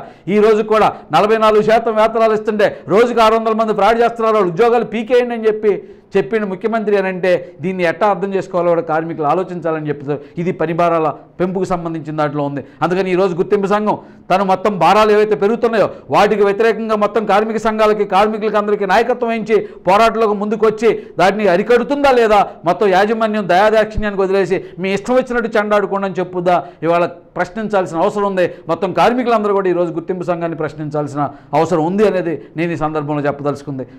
మూడో అంశం, ఇవాళ ఆర్టీసీ విస్తరణ ఎక్కడ జరుగుతుంది? విస్తరణ జరగట్లే. మొత్తం ప్రైవేటు మయం చేస్తున్నారు, ప్రైవేట్ వాళ్ళకి అప్పచెప్తున్నారు. ఏమైపోయింది? మనం ఏదైతే ప్రతిష్టాత్మకంగా మనకు అవసరం ఉంది, మనం రోజు కొన్ని లక్షల కిలోమీటర్ రోజు తిరుగుతున్న సందర్భంలో మన టైర్ల వినియోగం ఉంది. అందుకని ఏదైతే రీక్యాపింగ్ అనేది మనమే చేసుకోవాలని ఆర్సీ చేయడం కోసం మనం వరంగల్ టీఆర్ఎస్ని టైర్ రీట్రేడింగ్ షాప్ని మనం పెట్టుకున్నాం. 95లో ప్రారంభించారు, కానీ 2007 వచ్చేసరికి 22 సంవత్సరాల్లో దాన్ని మూసేశారు. ఏకపక్షంగా ఏప్రిల్ 1వ తారీఖు 2017 నుంచి దాన్ని ఏకపక్షంగా మూసేశారు. అనేక కారణాలు చెప్పారు, దానికి అనేక ప్రత్యామ్నాయాలు ఉన్నాయి. ఆ ప్రత్యామ్నాయాల గురించి ఆర్టీసీ యాజమాన్యం పట్టించుకోలేదు. అందుకని ఒక సంస్థ మూతపడిపోయింది. రేపొద్దున అవసరమైందంటే మళ్ళీ దానికోసం ప్రభుత్వం పర్మిషన్ ఇచ్చేదానికి కూడా అవకాశం లేకుండా పోయిన పరిస్థితి ఉంది. మన ప్రెస్ ఏదైతే ఉందో మన అవసరాలను తీర్చింది నిన్నటి వరకు. ఏవైతే మన టికెట్ ప్రింటింగ్, మన ఎస్ఆర్లు, మన రికార్డులు వీటన్నిటిని కూడా మన బీబీడబ్ల్యూ మియాపూర్ ప్రింటింగ్ ప్రెస్లో మనం చేసాం. ఈరోజు ఏమైపోయింది? ఆ ప్రింటింగ్ ప్రెస్ దయనీయ స్థితికి జారిపోయింది. 53 మంది ఉద్యోగులు ఉన్నారు దాంట్లో. ఇవాళ ఏంటంటే టిమ్ రోల్ని నిన్నటి వరకు చేశారు, ఇప్పుడు అది కూడా టెండర్ పాడి ఎవరికో ఇచ్చేశారు. అంటే ఇంకా అక్కడ పని లేదు కాబట్టి ఇప్పుడు వాళ్ళ మీద ఏ ఒత్తిడి చేస్తున్నారు? ఇక అది మూసివైపోయి వెళ్ళిపోతుంది కాబట్టి మీరు అందరూ డిపోలకు వెళ్ళిపోండి అని. అక్కడ పనిచేసే వాళ్ళది అదొక ప్రత్యేకమైన స్వభావం కలిగిన పనితో వాళ్ళు ఉండేవాళ్ళు అక్కడ. అందుకని ఆ పని డిపోలోకి వస్తే ఏం చేయాలి అంటే వాడు రీకేటగరైజ్ అయిపోయి ఇంకేదైనా నేర్చుకున్నాడు పని చేయడం తప్ప వాడికి ఇప్పటివరకు కొన్ని సంవత్సరాల పాటు చేసిన పని లేకుండా చేస్తున్నారు. దీనికి ఏం ప్రత్యామ్నాయాలు లేవా? ఉన్నాయి. ఇవాళ ఉంటా ఉంది యూనిఫైడ్ మెట్రో ట్రాన్స్పోర్ట్ అథారిటీ అని చెప్పి మొత్తం 14 సెక్టార్లన్నీ కలిసి ఇవాళ హైదరాబాద్ నగరంలో కలిసి సమన్వయంతో పనిచేస్తున్నాయని ప్రభుత్వం చెప్తుంది. ఇవాళ ఏదైతే బల్దియా ఉందో అంటే హెచ్ఎండిఏ ఉందో, హెచ్ఎండిఏలో పేపర్ వర్క్ ఏదైతే అవసరం ఉందో ప్రింటింగ్ అంతా కూడా మన ఆర్టీసీలో చేసేదానికి అవకాశం ఇవ్వచ్చు. ఇవాళ టెక్స్ట్ బుక్స్ ఎడ్యుకేషన్ డిపార్ట్మెంట్ ఉంది, టెక్స్ట్ బుక్లంతా ప్రైవేటు ప్రింటర్స్కి ఇస్తున్నారు. ఆ ప్రైవేట్ ప్రింటర్స్కి ఇచ్చేది ఆర్టీసీ ప్రెస్లో చేసేసి ఆ రకంగా పంపిస్తే తక్కువ ఖర్చుతోటే ప్రభుత్వం కూడా చేయడానికి అవకాశం ఉంది. ఆ పని చేయొచ్చు. అందుకని ఇవాళ విద్యుత్ రంగంలో ఉంది. ఇలాంటి ప్రభుత్వ రంగ సంస్థల్లో ఏవైతే ప్రింటింగ్ అవసరాలు ఉన్నాయో వాటన్నిటిని మన ప్రింటింగ్ ప్రెస్లో చేయొచ్చు. నేను అక్కడ ఒక ఎంఎఫ్ని అడిగాను, అయ్యా ఏంటి పరిస్థితి, మన బుక్లెట్ కూడా బయట ఎందుకు చేస్తున్నారంటే మన కలర్ ప్రింటింగ్ లేదండి అన్నారు. ఇవాళ ప్రింటింగ్ ఏవైతే టెక్స్ట్ బుక్లన్నీ కూడా సింగిల్ కలర్ ప్రింటింగే, మల్టీ కలర్ ప్రింటింగ్ ఏం లేదు. అందుకని ఇవాళ ప్రభుత్వం ముద్రించే పాఠ్యపుస్తకాలన్నీ కూడా ఆర్టీసీ యాజమాన్యానికి ఇచ్చి ఆ రకంగా కనిగిస్తే అక్కడ ప్రింటింగ్ ప్రెస్ను ఇప్పుడున్న 50 మంది కాదు ఇంకొక 150 మందికి కూడా ఉద్యోగ కల్పన ఉంటుంది. ఉద్యోగ కల్పన ఒకటే కాదు, తెలంగాణ రాష్ట్రంలో ప్రింటింగ్ ప్రెస్ ప్రతిష్టాత్మకంగా ఉన్న ఒకే ఒక ప్రింటింగ్ ప్రెస్ ఉమ్మడి రాష్ట్రాల్లో అది మనకే దక్కింది. దాన్ని నిలబెట్టుకోవాల్సిన అవసరం కూడా ఉందనేది మేము చెప్పదలుచుకుంది. ఇక మూడోది ఉంది BBU, bus body building unit. తెలంగాణకి అది ఉమ్మడి ఆంధ్ర రాష్ట్రంలోనే దానికి తలమానికంగా ఉంది. మేము అప్పటి నుంచి డిమాండ్ చేస్తున్న SWFగా దీన్ని విస్తరించండి అని. కేరళ రాష్ట్రం ఎంత ఉంది? దాని మొత్తం ఆపరేషన్ అంతా 6,800 బస్సులు మొత్తం అంతా కూడా. ఎంప్లాయీస్ ఎంతమంది ఉన్నారంటే 25,000 మంది ఎంప్లాయీస్ మొత్తం అంతా కలిపి. కానీ ఆ ప్రభుత్వం గతంలో లెఫ్ట్ ఫ్రంట్ ప్రభుత్వం ఏదైతే ఉందో గత 5 ఏళ్ల క్రితం వచ్చినప్పుడు అక్కడున్న 4 వర్క్షాప్స్ని కూడా బస్ బాడీ బిల్డింగ్ యూనిట్స్ కింద మార్చింది. అందుకోసం 1,050 కోట్ల రూపాయలు పెట్టుబడి పెట్టింది. మొత్తం వర్క్షాప్స్ అన్నింటినీ బాడీ ఫ్యాబ్రికేట్ చేసే సంస్థలుగా మార్చింది. అక్కడ రూల్ కూడా పెట్టారు, అది ప్రైవేట్ స్కూల్ బస్సు కానీ ఇంకొకటి కానీ బస్సు అనే పేరుతో ఏది ఫ్యాబ్రికేట్ అయినా అది RTC వర్క్షాప్లో చేయాలి తప్ప బయట అక్కడ చేయడానికి వీళ్ళని పద్ధతి అప్పుడు లెఫ్ట్ ఫ్రంట్ గవర్నమెంట్ పెట్టింది. ఆ రకంగా అభివృద్ధి చేసింది. మేము కూడా దాన్ని పరిశీలించి వచ్చాం. 2009 పే స్కేల్ సందర్భంలో కూడా దానికి సంబంధించిన డాటాను కూడా మేము ఇచ్చాం. కానీ ఈరోజు మన దగ్గర జరుగుతుందండి, మనకున్న సామర్థ్యం 650, మన అవసరం సంవత్సరానికి 1300. అంటే అచ్చంగా మన దగ్గర చేయించినా కూడా ఇంకొక 650 బస్సులు ప్రైవేట్లో చేయించాలి. మేము ఈ ప్రభుత్వాన్ని అనేక సందర్భాల్లో డిమాండ్ చేసాం, అయ్యా దీన్ని విస్తరించండి. ఇవాళ విస్తరించడం ద్వారా ఇంకొక 1000 కోట్లు 500 కోట్లు పెట్టుబడి పెడితే దీని సామర్థ్యాన్ని పెంచగలిగితే సంవత్సరానికి 2000 2500 బస్సుల సామర్థ్యాన్ని కనుక పెంచగలిగితే ఆ రకంగా మన బస్సులు పోని ఇంకొక 1000 బస్సులు ప్రైవేట్ బస్సులు కూడా మనం ఫ్యాబ్రికేట్ చేయొచ్చు. మన దగ్గర కట్టిన బాడీ 20 ఏళ్ళు 25 ఏళ్ళు అయినా కూడా చాలా స్పష్టంగా గట్టిగా ఉంటుంది. ఈరోజు మన JNNURM వచ్చాయి. ఏం జరుగుతుంది JNNURM బస్సుల్లో? మనం ఆ రోజే మార్కెట్ రేటు 12 లక్షలు ఉంటే 19 లక్షలకి పెట్టుకున్నాం. అంటే కొనేటప్పుడే 7 లక్షల రూపాయలు ఏదైతే కంపెనీ యజమానుండో తినేశాడు. ఈరోజు ఆ బస్సులన్నింటిని కూడా 8 లక్షలు పెట్టి రీమోడల్ చేస్తున్నాం. అంటే ఇప్పుడు దాని అసలు కాస్ట్ పోని ఇవాళ 18-20 లక్షల దాకా వాటిని నడపడం కోసం పెడుతున్న ఖర్చు ఉంది. అందుకని మనం ఫ్యాబ్రికేట్ చేసుకుంటే మన బస్సులు ఖచ్చితంగా 20-25 ఏళ్ల పాటు గట్టిగా ఉండేదానికి అవకాశం ఉంది. మన నైపుణ్యంతో మనం చేసుకునే అవసరం ఉంది. కానీ ఇప్పుడు ఆ సంస్థను ఏం చేశారు? ఈ 1350 బస్సులు మేము ఫ్యాబ్రికేట్ చేస్తున్నాం, కొత్తవి కొంటున్నామని చెప్తున్న ప్రభుత్వం ఒక్క బస్సుని కూడా RTC BBUలో బాడీ బిల్డింగ్ చేయించట్లే. ఏదైతే మొత్తం అంతా జహీరాబాద్లో ఉన్న MG ఆటోకి ఇస్తున్నారు, ఏం ప్రైవేట్ కంపెనీకి ఎందుకు ఇస్తున్నారు? RTCలో ఉన్న బస్ బాడీని ఏంటంటే ఖర్చు తేడాను చూస్తారా, నాణ్యతను చూస్తామా? లేదు ఇక్కడ ఉద్యోగాలను చూస్తామా, దీన్ని అంతా చూస్తామా? వాడు ఎక్కడో ప్రైవేట్ వాడు చేస్తే ఏమన్నా కమిషన్లు ఇస్తారేమో నాకైతే తెలియదు. కానీ ఇక్కడికి వచ్చేసరికి RTC మాత్రం అట్లాంటి దానికి అవకాశం లేదు. ఇవాళ నేను ఆ వర్క్షాప్ కూడా బస్ బాడీ బిల్డింగ్ని కూడా సందర్శించి వచ్చాం. మొన్న ఏదో 10 బస్సులో 15 బస్సులో JNNURM బస్సులు వచ్చాయి. మరి ఆ తర్వాత ఏం చేస్తారంటే ఇంకేం ప్రొడక్షన్ లేదండి, ఏదైనా వస్తే చేయడం తప్ప మా దగ్గర ఏ వర్క్ లేదని చెప్పారు. అంటే ఇది కూడా క్రమంగా ఏమవుతుంది, దాన్ని సిక్ చేసే ఇండస్ట్రీగా మార్చేసిగా బస్ బాడీ బిల్డింగ్ యూనిట్ అంటూ RTCకి లేకుండా చేసి మొత్తం ప్రైవేట్ శక్తులకు అప్పచెప్పేదానికి ప్రయత్నం ఈ ప్రభుత్వం చాలా కాన్షియస్గా చేస్తున్న స్థితి ఉంది. ఇక 4వది ఈరోజు వైద్యం గురించి మనందరికీ తెలుసు. ఇవాళ మనిషి జీవితంలో ఎక్కువ భాగం ఖర్చు పెట్టేది, జీవితంలో ఎక్కువగా ఆధారపడేది కూడా తన ఆరోగ్యంగా ఉండటం కోసం కావాల్సిన సౌకర్యాల పట్లనే ఎక్కువ ఆందోళనతో ఉంటున్నాడు. ఒక ఏజ్ దాటిన తర్వాత వృత్తి రుగ్మతలు వస్తాయి. కండక్టర్లకు కొన్ని సమస్యలు, డ్రైవర్లకు కొన్ని సమస్యలు, మహిళలు ఉండేవి. ఇవాళ 33% రిజర్వేషన్ వచ్చిన తర్వాత వాళ్ళు కూడా ఉద్యోగాల్లో గణనీయ సంఖ్యలో ఉన్నారు. తెలంగాణ రాష్ట్రంలో 6,000 మంది పైచిలకు మహిళలు కూడా పనిచేస్తున్నారు. ఇవాళ మన వైద్య సౌకర్యాల పరిస్థితి ఏంటి? RTC యాజమాన్యం 1 సంవత్సర కాలంగా ప్రయత్నం చేసింది. అప్పుడే మేము చెప్పాం 2016 మేలోనే మేము కరపత్రం వేసాం, అయ్యా మొత్తం అంతా దీన్ని ప్రైవేటైజ్ చేయబోతున్నారు, ఇది ప్రైవేట్ అయిపోతే మన సౌకర్యాలని కోల్పోతాం. ఏదైతే మన పూర్వీకులందరూ తమ జీతాల్లో పెట్టి హాస్పిటల్ కట్టడానికి డబ్బులు ఇచ్చారో అటువంటి హాస్పిటల్ ఈరోజు దయనీయంగా మారిపోయే పరిస్థితి ఉంటుంది. కాపాడుకుందాం, పోరాటానికి ముందుకు రండి అని చెప్పి 2016లోనే చెప్పాం. కానీ ఎవరు స్పందించలేదు. ఫలితం ఏమైంది? ఈరోజు 2017 మే వచ్చేసరికి ఇవాళ ఆప్టికల్ సొల్యూషన్స్ ప్రైవేట్ లిమిటెడ్ పేరుతోటి ఇవాళ మెడిప్లస్కి దాని సరఫరాని ఇచ్చారు. 3 నెలల కాలం తాత్కాలిక ఒప్పందం. ఈరోజు ప్రత్యక్షంగా మేము చూసాం, అనేకం జరుగుతున్నాయి అక్కడ. ఇవాళ యాజమాన్యం తప్పుకొని వాళ్ళకి ఇస్తున్నారు. పోనీ మంచి మంది ఏమన్నా ఇస్తారా అంటే ఆంధ్రప్రదేశ్ కూడా పరిశీలించి వచ్చింది మా నాయకత్వం. అక్కడ ఉన్నది ఏంటంటే ఏ కంపెనీ మందు రాస్తే ఆ కంపెనీ మందు ఇవ్వాలని ఆంధ్రప్రదేశ్లో నిర్ణయించుకున్నారు. కానీ ఇక్కడ కంపెనీ మందు కాదు, RTC యాజమాన్యం ఏ మందు అయితే ఇప్పటిదాకా ఉన్నదో అదే మందుని సరఫరా చేయాలని చెప్తున్నారు. అంటే ఇస్తున్నారు. బిల్లులు కూడా ఎట్లా ఇస్తున్నారో తెలుసా? ఇవాళ నాకు ఏదైతే ఉందో నేను డయాబెటిక్ పేషెంట్ని, తర్వాత నాకు BP పేషెంట్ని, నాకు ఏదైతే ఒక ట్యాబ్లెట్ కావాలి ఆ ట్యాబ్లెట్ పేరేమో కంప్యూటర్ షీట్లోనే నాకు ఇచ్చే ట్యాబ్లెట్ పేరు ఒరిజినల్ ట్యాబ్లెట్ పేరు కొడుతున్నారు. కానీ ఆచరణలోకి వస్తే నాకు ఇచ్చే మందు ఇంకొక మందు ఇస్తున్నారు. అంటే ఎక్కడన్నా వెరిఫికేషన్కి వస్తే నీకు ఇచ్చింది కరెక్ట్గా గ్యాల్వాస్మేట్ 50-500 ఇచ్చాం కదా, రికార్డు ప్రకారం అదే ఉంటుంది, కానీ నాకు ఇచ్చే మందు అది కాదు, వేరే మంది ఇస్తున్నారు. అంటే ఇదంతా యాజమాన్యం చెప్తుంది. ఈ మాట యాజమాన్యం రీజాయిండర్ ఇచ్చిన దాంట్లోనే చెప్తుంది. అందుకని ఇది ఏమైపోయింది? ఈరోజు ఖర్చును తగ్గించడం కోసం ప్రయత్నం చేసే పద్ధతిలో మొత్తం ఇవాళ 27 మంది ఫార్మసిస్టులు ఉద్యోగాలు ప్రమాదాలు పడుతున్నాయి. మన వైద్యం మందులు కూడా నాణ్యమైన రావట్లేదు. ఇప్పుడు ఇవాళ 3 రకాల మందులు ఉంటాయని మొన్నటి వరకు మాకు కూడా తెలియదు. 1 branded company, 2 branded generic, 3 generic. అందుకని వాళ్ళు ఏ మందు ఇస్తున్నారో కూడా తెలియని స్థితిలో ఇవాళ కార్మికులు ఇబ్బందులు పడుతున్న పరిస్థితి ఉంది. దాంతోపాటుగానే ఇంకో పెద్ద సమస్య కూడా ఎదుర్కొంటున్నారు. ప్రతి 3 రోజులకు ఒకసారి మేము ఒక జనపదం ప్రోగ్రాంలో అడిగితే వికారాబాద్ నుంచి ఒక అమ్మాయి అడిగింది, అయ్యా నాకు 3 రోజులు సిక్ ఇచ్చారు, కానీ నాకు రాసిన మందులు ఏమో సగం ఒక రోజు ఇచ్చారు, రేపొద్దున వచ్చి మళ్ళీ తీసుకుపోమన్నారు, అందుకని నేను వచ్చి మళ్ళీ మందులు తీసుకుపోవడానికి నా సిక్ అంతా అయిపోతే మరి నేను రెస్ట్ తీసుకోవడమా, ఆరోగ్యం కావడానికి ఏం చేయాలా అనే ప్రశ్న వచ్చింది. అట్లాగే ఇంకో ప్రశ్న కూడా వచ్చింది, దళారీ వ్యవస్థ ఏంటి, నా ఇంట్లో నా భార్య నాకు తిండి పెట్టడం కోసం, నా పిల్లలకి తిండి పెట్టడానికి మధ్యవర్తి ఎందుకు అవసరం అనే ప్రశ్న కూడా వస్తుంది. ఇవాళ తార్నాక్ హాస్పిటల్లో జరుగుతుంది అదే. డైరెక్ట్గా ఏ పేషెంట్ కూడా హాస్పిటల్కి వచ్చి తన ట్రీట్మెంట్ తీసుకోగలిగే పరిస్థితి లేదు. ఏ పేషెంట్ కూడా నన్ను రిఫర్ చేయండి అని అడిగి చేయించుకునే పరిస్థితి లేదు. మధ్యవర్తులు కావాలా, ఆ మధ్యవర్తులు జేబులు తడపాలా, ఆ మధ్యవర్తులు కింద ఉన్నోడు జేబులు తడిపితే సిక్కులు వస్తున్నాయి, ఇంకోటి వస్తున్నాయి అనే అపోహ ఉంది. ఇది నిజమా కాదా యాజమాన్యం తేల్చి చెప్పాలా, వాటిని కంట్రోల్ చేయడం కోసం చర్య తీసుకోవాలా. అట్లాంటి ఏ ప్రయత్నం కూడా వాళ్ళ యాజమాన్యం చేయట్లేదు. మొత్తం వైద్యాన్ని అంతా కూడా ప్రైవేట్ వాళ్ళకి అప్పచెప్పి కోట్ల రూపాయలు ప్రైవేట్ కంపెనీలకు కట్టబెట్టడం కోసం ప్రయత్నం చేస్తుంది. దీనికి వ్యతిరేకంగా ఎస్డబ్ల్యూఎఫ్ అనేక ఆందోళన చేసింది.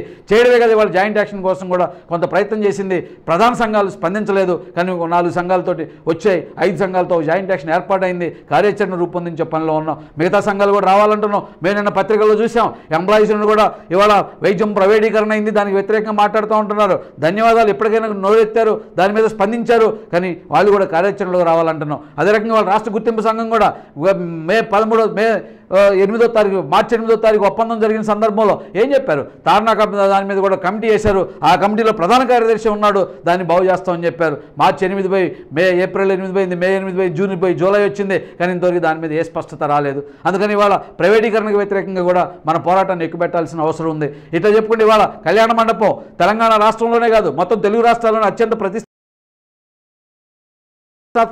మన కళామండపం కట్టుకున్నాం. మన పిల్లల పెళ్ళిళ్ళు అయితే, మనం ఏదైనా ఒక శుభకార్యం జరుపుకుంటే 50% మనకి ఇవ్వాలనుకున్నాం. ఇది ఒక పెద్ద ఆస్తిలాగా మనకు మిగులుద్ది, మన ప్రతిష్ట ఇనుమడిపోయి ఏ రోజు అది ఖాళీ ఉండట్లేదు మొన్నటి వరకు. దాన్ని కూడా వాళ్ళ నిర్వహణ భారం మాకక్కర్లేదని చెప్పి ప్రైవేటు వ్యక్తులకు అప్పచెప్పిన పరిస్థితి ఉంది. దాన్ని కాంట్రాక్ట్కి ఇచ్చేసిన పరిస్థితి కూడా కనబడుతుంది. అట్లాగే మనకు గెస్ట్ హౌస్ ఉంది, ఆ గెస్ట్ హౌస్లో ఉన్న కార్మికులు కూడా బయటికి పంపించి దాన్ని కూడా ప్రైవేట్ వాళ్ళకి ఇవ్వడం కోసం ప్రయత్నం చేస్తున్నారు. అంటే ఇవాళ మొత్తం అంతా కూడా ఏదైతే ఇవాళ మన ప్రతిష్ట, మన మార్కెట్లో మన విలువ, ప్రజల్లో మన ప్రతిష్ట ఉందో వాటన్నిటిని కూడా ప్రైవేట్ వ్యక్తులకు కట్టబెట్టే ప్రయత్నం జరుగుతోంది. వీటిని మనం అడ్డుకోకపోతే భవిష్యత్తులో రాబోయే కాలంలో మనకు రూపాయి అప్పించేవాడు కాదు కదా, మనకు తిండిలే చస్తున్నామన్నా కూడా ఎవడు మనకు సాయపడేదానికి సిద్ధపడే పరిస్థితి కూడా లేని స్థితిలో ఇవాళ మన ఆస్తుల నిర్వహణకు సంబంధించి కూడా జరుగుతూ ఉంది. ఇదంతా కూడా ఆర్టీసీ నష్టాల్లో ఉందని జరుగుతుంది. ఆర్టీసీ నష్టాల్లో ఉంది, నష్టాల నుంచి బయటపడటం కోసమే అనే పద్ధతిలో జరుగుతుంది. కానీ నిజంగా ఆర్టీసీ నష్టానికి కారణాలు ఎవరు? ఇది అనేక సందర్భాల్లో మనం చర్చించాం. 2001 సమ్మె సందర్భంలో చర్చించాం, 2005 సమ్మె సందర్భంలో చర్చించాం, 2015, 2000 ఆర్పీఎస్, 2013 సందర్భంలో 8 రోజుల సమ్మె సందర్భంలో కూడా చర్చించాం. అన్ని సందర్భాల్లో రుజువైన అంశం ప్రప్రభుత్వమే కారణం తప్ప ఆర్టీసీ కార్మికుల కారణం కాదు, ఆర్టీసీ వ్యవస్థ కారణం కాదు. కొన్ని లోపాలు ఉండొచ్చు, కానీ నష్టాలకు కారణం ప్రభుత్వం అని తేల్చారు. ఒక్క మాటలో చెప్పాలంటే మనం తిప్పుతున్న ప్రతి కిలోమీటర్కి 5 రూపాయలు ప్రభుత్వం పన్ను రూపంలో తీసుకుంటుంది. అంటే రోజుకు 33 లక్షల కిలోమీటర్లు మనం తిప్పుతుంటే 1,65,00,000 రూపాయలని మనకు వచ్చే ఆదాయంలో ప్రభుత్వం నేరుగా తింటుంటే ఈ సంస్థ అభివృద్ధిలోకి వస్తుందని చెప్పి ఎట్లా నమ్ముతారు? ఎట్లా సాధ్యమవుతుంది? అందుకని ప్రభుత్వం ఏమీ సాయం చేయకుండా ప్రభుత్వానికి సంబంధించినంత వరకు నేను నిర్ణయాలు చేస్తా, మీరు అమలు చేయాలి, కానీ లాభ నష్టాలన్నీ మీ సొంత ఆదాయంలో నుంచి చూసుకోవాలని చెప్పే పద్ధతిలో చెప్పడం వల్ల ఇవాళ ఆర్టీసీ నష్టపోతుంది. ఈ విభాగాలన్నీ కూడా ప్రైవేటీకరణ జరుగుతున్న పరిస్థితి ఉందనేది మనం అర్థం చేసుకోవాల్సిన అవసరం ఉంది. అందుకని ప్రభుత్వం పాత్ర ఏంటి? మరి ప్రభుత్వం పాత్ర ఏంటి? అనేక సందర్భాల్లో మనం డిమాండ్ చేస్తున్నాం, మీరు ఇవ్వాలి, బస్సుల కొనుగోలుకి డబ్బులు ఇవ్వాలి, ఆర్టీసీకి నిధులు ఇవ్వాలని చెప్పి అనేక సందర్భాల్లో మనం డిమాండ్ చేస్తున్నాం, ఒత్తిడి చేస్తున్నాం, కానీ ఆ నిధులు ఇచ్చిన పరిస్థితి లేదు. బస్సుల కొనుగోలు కూడా సక్రమంగా లేని పరిస్థితి ఉంది. 2,500 అద్దె బస్సులు వచ్చిన తర్వాత దాంట్లో ఇంకా బస్సుల కొనుగోలు ఎక్కడుంది? ఈ 3 సంవత్సరాల కాలంలో ఎన్ని ఆర్గ్యుమెంటేషన్ చేశారంటే ఒక కొత్త రూట్ కూడా బస్సులు వేసిన పరిస్థితి కూడా లేకుండా ఉంది. ఆ రకంగా ప్రభుత్వం లేదు. మేము అనేక సందర్భాల్లో 2014, 2015, 16, 17 ఈ అన్ని సందర్భాల్లో ప్రభుత్వం మీద ఒక కామన్ డిమాండ్ మేము చేస్తున్నాం. 1,000 కోట్ల రూపాయల సంవత్సరం నిధులు ఇవ్వాలా, దాంతోపాటుగానే ఏదైతే రీఎంబర్స్మెంట్కి సంబంధించి ఉందో దాన్ని బడ్జెట్ అలోకేట్ చేయాలా, ప్రతి నెల ఆర్టీసీకి ఇవ్వాలని చెప్పి ఏకైక సంఘం ఎస్డబ్ల్యూఎఫ్ఏ ఆ పద్ధతిలో డిమాండ్ చేసి కంటిన్యూస్గా స్ట్రగుల్ జరిపింది. ఫలితం ఈ సంవత్సరం మాత్రం 2017-18 ఆర్థిక సంవత్సరానికి మాత్రం 520 కోట్ల రూపాయలని బడ్జెట్లో కేటాయించి ఆ రకంగా నెలల చెల్లిస్తామని హామీ ఇచ్చారు తప్ప ఇంతకుముందు ఎక్కడా లేదు. ఈరోజు మేము అడుగుతున్నాం, ఏదైతే ఫ్యూయల్ టర్బైన్ ఉందో ఇవాళ విమానాలు తిరగడం కోసం 1% మాత్రమే పన్ను వసూలు చేస్తున్నారు. ఏదైతే రూరల్ ఏరియాలో విమానాలని అభివృద్ధి చేయడం కోసం అని అంటున్నారు, కానీ ఆర్టీసీ మీద మాత్రం ఈరోజు విపరీతమైన భారం పెరుగుతుంది, విపరీతమైన పన్ను వసూలు చేస్తున్నారు. దీన్ని తొలగించమని చెప్పి అడుగుతుంటే ప్రభుత్వాలు ఎక్కడ సిద్ధపట్టలేదు. అవి తొలగకుండా ఇవాళ ఆర్టీసీ అభివృద్ధి సాధించడం అనేది సాధ్యమవుతుందా, కార్మికుల యొక్క ఇది పని పరిస్థితులు మెరుగుపడకుండా సాధ్యమవుతుందా అనేది కూడా ఉంది. రెండోది, ఎవరు పనిచేసినా వేతనాలు కావాలి, జీతాలు ఉండాలి. ఇవాళ మార్కెట్ ధరలకు అనుగుణంగా జీతాలు ఉండాల్సిన అవసరం ఉంది. ఇవాళ కేంద్ర ప్రభుత్వం విడుదల చేసిన ఇండెక్స్ని బట్టి చూస్తేనే ఇవాళ మినిమం వేజీ ఆర్టీసీ కార్మికులు 23,000 రూపాయలు ఉంటే తప్ప ఇవాళ ప్రభుత్వం ఏదైతే కేంద్రం విడుదల చేసిన దానికి అనుగుణంగా జీతాలు ఉండే పరిస్థితి లేదు. కానీ ఇప్పుడు అయిపోయింది. ఏప్రిల్ 1 నుంచి అమలు కావాల్సిన జీతాలు ఇంతవరకు మాట్లాడట్లేదు. అడిగితే యజమాని పై స్థాయిలో ఉన్న వాళ్ళు అడిగితే మీకు ఇచ్చిన కమిట్మెంట్స్ ఏవైతే ఉన్నాయో, ఏవైతే గత సంవత్సరం ఒప్పందానికి సంబంధించిన బాకీలు ఉన్నాయో అవి తీర్చడమే పెద్ద సమస్యగా ఉంది. ఇప్పుడు వేతన ఒప్పందం ఎక్కడని మాట్లాడుతున్నారు అంటే మరి కార్మికులు ఏం తిని బతుకుతారు? ఒకటి మనం కూడా ఆలోచించాలా. కార్మిక సంఘాలను, మన నాయకత్వాన్ని కూడా మనం ఏ సంఘం అనుకున్నామో దానిని కూడా ప్రశ్నించాల్సిన అవసరం ఉంది. 2013లో జరగాల్సిన వేతన ఒప్పందం 2015 మేలో జరిగింది. ఆ 2.5 సంవత్సరాల కాలానికి సంబంధించిన ఏరియర్స్ చెల్లింపు 2020 వరకు పడుతోంది. అంటే 7 సంవత్సరాల కాలం ఏరియర్స్ చెల్లింపు పడుతుంటే మరి ఇప్పుడు జరగాల్సిన ఒప్పందం ఇంకెన్ని నెలలు తీసుకుపోతారనేది కూడా ఓ చర్చను మనం చేయాల్సిన అవసరం ఉంది. అందుకే తక్షణమే చేయాలా. కానీ కార్మిక సంఘాలు సరైన పద్ధతిలో స్పందించలేదు. వాళ్ళ వేతన ఒప్పంద డిమాండ్లే చాలా ఆలస్యంగా ఇచ్చారు. యాజమాన్యం కూడా ఇంతవరకు కూడా వేతన కమిటీని నియమించలేదు, చర్చలనే ప్రారంభించలేదు. మరి ఈ స్థితిలో వేతన ఒప్పందం అనేది ఒక పెద్ద సమస్యగా ఉంది. ఎప్పుడు ఇస్తారనేది కూడా తెలియదు. దాని మీద ఇంతవరకు చర్చలే ప్రారంభం కాని పరిస్థితి ఉంది. కానీ అక్కడక్కడ ఇంకో చర్చ కూడా వస్తుంది. ఐఆర్ ఇస్తారంట, ఐఆర్ గురించి కూడా చర్చ జరుగుతుందని. ఐఆర్ ఇచ్చినా, ఐఆర్ అడిగినా, ఐఆర్ ఇచ్చినా తొందరగా అగ్రిమెంట్ జరిగితేనే మనం నష్ట నివారణని చేసుకోగలం తప్ప అది ఆలస్యం అయిపోయినా కొద్దిగా ఏరియాస్ నష్టపోయే ప్రమాదం కానీ లేదా ఆలస్యమయ్యే ప్రమాదం కానీ కార్మికులకు ఉంటుంది అనేది ఒకటి. రెండోది, ఇక్కడ ఇంకోటి కూడా చెప్పదలుచుకుంది. ఎట్టి పరిస్థితుల్లో ఏదైతే వేతన ఒప్పందానికి సర్వీస్ కండిషన్లకు ముడిపెట్టకుండా పని భారాల పెంపు కోసం అంగీకరించే ఒప్పందం కాకుండా పని భారాల తగ్గింపుకి అగ్రిమెంట్ జరగాల.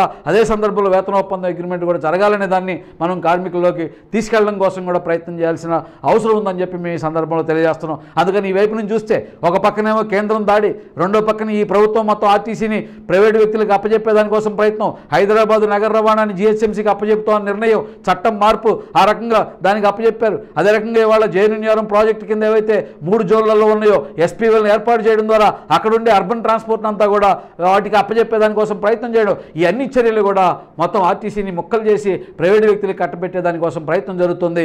ఏవైతే ప్రతిష్టాత్మకమైన యూనిట్స్గా ఉన్నాయో రైల్వే ట్రేడింగ్ షాపు, మందులు, తార్నాక హాస్పిటల్, అదే రకంగా ప్రింటింగ్ ప్రెస్సు, బీబీడబ్ల్యూ ఇట్లాంటి వాటన్నింటిని కూడా మూసివేత వైపు తీసుకుపోతున్న క్రమంలో కార్మికులుగా మనం ఆలోచించుకోవాలి. మన ఆర్టీసీని కాపాడుకోవాలంటే మనం ఏం చేయాలి? మన ఆర్టీసీ, మన సోదరుల ఉద్యోగాలు పోతుంటే ఇవాళ వాళ్ళ ఉద్యోగాలు పోయినా రేపు మన ఉద్యోగం పోతుంది.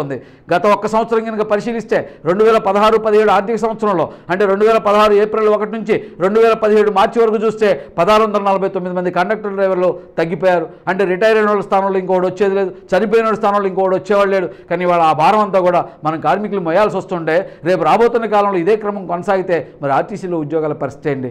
ఉన్నోళ్ళు పని చేయగలిగే పరిస్థితి ఏంటి? అంటే అలో లక్ష్మణ, ఇక మేము పని చేయలేమయ్యా, మాకు ఏదో ఒకటి ఇచ్చి పంపండి అనే దశకి నెట్టడం కోసం కావాల్సిన ప్రయత్నం చేయడం అంటే ఆర్టీసీని మరింతగా సింక్రనైజ్ చేసి మరింతగా కుదించేసే పద్ధతిలో చేస్తున్న దానికి ఇవాళ కేంద్రం ఒక చట్టం తీసుకొస్తే తప్పంతా వాడి మీదకి వెళ్ళిపోద్దన్న వైఖరిని ఇవాళ రాష్ట్ర ప్రభుత్వం అనుసరిస్తుంది అనేది కూడా మనం అర్థం చేసుకోవాలని చెప్పి మేము తెలియజేస్తున్నాం. అందుకని ఈరోజు మనందరూ లక్ష్యంగా ఉండాల్సిందే మొత్తం కార్మికులు, కార్మిక సంఘాలను పక్కన పెట్టి సమస్యల మీద ఐక్యమై పోరాడాలా. ఇవాళ తమిళనాడు అనుభవం చెప్తుంది అదే, ఇతర రాష్ట్రాల అనుభవం చెప్తుంది అదే, కేరళలో ఆ అనుభవం చెప్తుంది అదే. అన్ని రాష్ట్రాల్లో కూడా నిన్న ఎంవీ యాక్ట్ అమెండ్మెంట్కి వ్యతిరేకంగా భారతదేశం అంతా మొన్న సమ్మెలు జరిగాయి, కానీ మన రాష్ట్రంలో సమ్మె దాకా రాలేదు. కారణం ఏంటంటే ప్రధాన సంఘాలుగా ఉన్న సంఘాలు వాటి మీద స్పందించాల్సిన రీతిలో స్పందించని పరిస్థితిలో ఉంది. కనీసం ఆర్టీసీలో ఉన్న ఇంటర్నల్ సమస్యల పరిష్కారానికైనా ఆ వైపు ముందుకు రాకపోతే సాధ్యం కాదు. కాబట్టి ఇది గమనించాలని కూడా మేము తెలియజేస్తున్నాం. చివరిగా మాకు సంబంధించిన కార్యాచరణ కూడా మేము ముందు పెట్టదలుచుకున్నాం. మేము ఈరోజు 1 సంవత్సరం పూర్తయిన సందర్భంలో మా సంఘం మధ్యంతర సమీక్షని మన మహబూబ్నగర్లో నిర్వహించాం. ఈ సంవత్సర కాలంలో మేము ఏం చేసామని పరిశీలించుకున్నాం. ఒక్క మాటని సూటిగా మీ అందరికీ చెప్పగలం. ఇవాళ తెలంగాణ రాష్ట్రంలో పనిచేస్తున్న ఆర్టీసీ కార్మికుల సహకారంతో ఇవాళ ఆర్టీసీ కార్మికులు, కార్మిక సంఘాలు ఏ ఎజెండాకి వెళ్ళాలో, ఏ ఎజెండా మీద ఆందోళన చేయాలో నిర్ణయించేదానిలాగా అటువంటి పద్ధతిలో ఎస్డబ్ల్యూ పోరాటాలు చేసింది. ఈ సంవత్సరం కాలంలో ఏదైతే గత మహాసభ నుంచి ఈ మహాసభ కాలం వరకు సంవత్సర కాలంలో ప్రతి 15 రోజులకు ఒక కరపత్రం తీసుకురావడం వల్ల కార్మికుల యొక్క మనోభావాల్ని, పోరాటాల వైపు మళ్లించేదానికి ప్రయత్నం చేసింది. ఆ ప్రయత్నంలో విజయం సాధించింది. ఇవాళ ఏదైతే గతంలో పరిష్కారం కానీ హామీలు ఉన్నాయో హామీలకు ఒక పరిష్కారం రావడం కూడా ఎస్డబ్ల్యూఎఫ్ చేసిన ఆందోళనతో మిగతా కార్మిక సంఘాలు కూడా కదలాల్సి వచ్చింది. చివరి గుర్తింపు సంఘం ఒప్పందం చేసుకోవడం ద్వారా ఇవాళ సమస్యల పరిష్కారానికి దారి ఏర్పడింది. ఇందుకు కృషి చేసింది ఎస్డబ్ల్యూఎఫ్ తప్ప మరొకటి కాదనేది కూడా మేము చెప్పదలుచుకుంది. అదే రకంగా ఇవాళ పిఎఫ్ ఏదైతే ఉందో దాన్ని 15,000కే పరిమితం చేసి యాజమాన్య వాటాన్ని 15,000కే పరిమితం చేయాలని చెప్పి విజయవాడలో జరిగిన బోర్డు మీటింగ్లో చేయడం కోసం ప్రయత్నం చేస్తే దాన్ని ప్రతిఘటించడం కోసం సిద్ధపడి ఆ రకమైన కార్యాచరణ ముందుకు తీసుకెళ్ళి ఆ బోర్డులో మా ఆర్గ్యుమెంట్స్ని వినిపించేదానికి ప్రయత్నం చేసి దాన్ని ఎన్నికొట్టే ప్రయత్నం చేశాం. ఆ రకంగానే దేశవ్యాప్తంగా జరుగుతున్న దాంట్లో కూడా అటువంటి పాత్ర మేము పోషించాం. అదే రకంగా ఇవాళ బీబీయూకి వ్యతిరేకంగా కానీ మందుల ప్రైవేటీకరణకు కానీ అదే రకంగా ప్రింటింగ్ ప్రెస్కి వ్యతిరేకంగా కానీ అదే రకంగా ఇవాళ వరంగల్ టైప్ షాప్కి వ్యతిరేకంగా కానీ అనేక రూపాల్లో ఆందోళన చేయడంతో పాటుగా ప్రతి సందర్భంలో యాజమాన్యం చేస్తున్న ప్రయత్నాలకు వ్యతిరేకంగా ప్రభుత్వం చేస్తున్న వాటన్నిటికి కూడా మేము ఎండగట్టేదానికోసం వాటన్నిటిని కార్మికుల దగ్గర తీసుకొచ్చి పోరాటాన్ని సమాయత్తం చేసే పని చేశాం అనేది సగర్వంగా మేము చెప్పగలుగుతున్నాం. ఇదంతా కూడా కార్మికులు అర్థం చేసుకున్నారు, మాకు సహకారం అందిస్తున్నారు. వాళ్ళందరికీ మరోసారి మేము నమస్కారం తెలియజేస్తున్నాం. అయితే ఈ సందర్భంలోనే మేము ఇంకొక విషయాన్ని కూడా చెప్పదలుచుకున్నాం. మా స్టడీ ఇంకా పూర్తి కాలేదు. అందుకని ఇవాళ రేపు వేతన ఒప్పందం జరగడమే కాదు, వివిధ కేటగిరీల సమస్యలు కూడా ఈ కాలంలో అనేక మార్పులు చెందాయి. కొత్త కేటగిరీలు వచ్చాయి, కొత్త సమస్యలు ముందుకు వచ్చాయి. అందుకని వీటన్నింటిని ఒక నిర్దిష్ట అధ్యయనం చేయడం ద్వారా మాత్రమే యాజమాన్యం ముందు కూడా స్పష్టమైన విధానాలని పెట్టగలం. అందుకోసం ఈ స్టడీ కోసం మేము నిర్ణయించింది అన్ని కేటగిరీ వారి సదస్సులను కూడా జరుపుతున్నాం. రేపు 11వ తారీఖు కండక్టర్ల సదస్సు కరీంనగర్లో, రేపు జూలై 16వ తారీఖు డ్రైవర్ల సదస్సు వరంగల్లో, అట్లాగే 24వ తారీఖు మెకానికల్ సదస్సు హైదరాబాద్లో, వర్కింగ్ ఉమెన్ పనిచేస్తున్న మహిళల యొక్క సదస్సు 25వ తారీఖు ఖమ్మంలో, అదే రకంగా క్లరికల్ స్టాఫ్ సదస్సు నల్గొండలో రేపు ఆగస్టు 6వ తారీఖున జరబోతున్నాం. వీటన్నిటిలో వచ్చిన అన్ని కంక్లూజన్స్ తోటి ఒక బుక్లెట్ని తీసుకురావడం ద్వారా కార్మికులు విస్తృతమైన క్యాంపెయిన్ చేసి ఆ రకంగా పే స్కేల్ సాధన కోసం కూడా ఓ పెద్ద ఉద్యమాన్ని నిర్వహించాలా, జాతాలతో పాటు ఓ పెద్ద రాష్ట్ర సదస్సు నిర్వహించాలని కూడా నిర్ణయించాం. ఈ అన్ని సందర్భాల్లో మేము కార్మికుల దగ్గరికి మీ దగ్గరికి వస్తాం, మా అభిప్రాయాలు మీకు తెలియజేస్తాం, మీ అభిప్రాయాలు మాకు చెప్పండి. ఆ రకంగా ఉమ్మడి పోరాటానికి సంబంధించి కూడా ముందుకు వెళ్ళడం కోసం అన్ని కార్మిక సంఘాల మీద ఒత్తిడి తీసుకొద్దాం.